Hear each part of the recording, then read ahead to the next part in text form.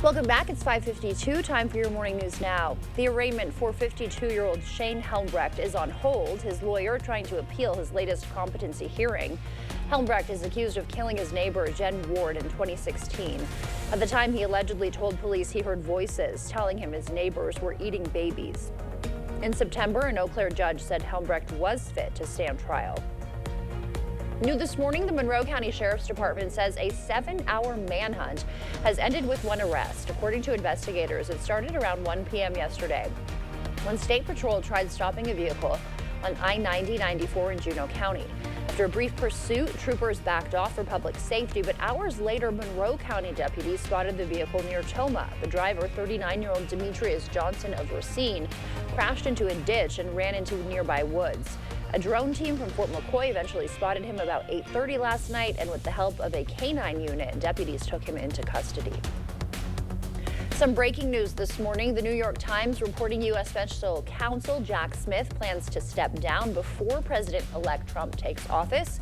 Smith, of course, bringing 2 cases against Trump denying all of those charges. We have not heard from the Justice Department on the move yet.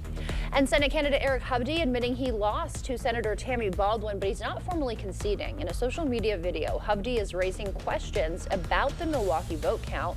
Despite no evidence of irregularities, the bipartisan Milwaukee Election Commission and members of both parties have rejected the claims. Baldwin won by about 29,000 votes, or just under 1%. Hovde has time until November 22nd to request a recount. The city of La Crosse looking for new ways to protect cyclists and their bikes. After 74 reported bike thefts last summer, the city is now considering using an app. Council members say 529 Garage is a Canadian bike registration app. It could help track stolen bikes by letting owners store photos and registration info.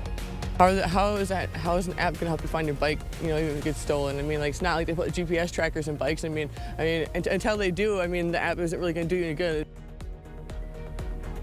It would cost the police department $1,200 a year to use the app.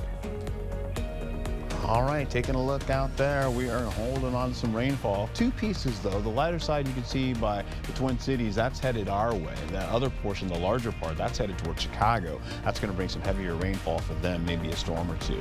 We'll get into highs for the day, a mix of 40s and 50s today.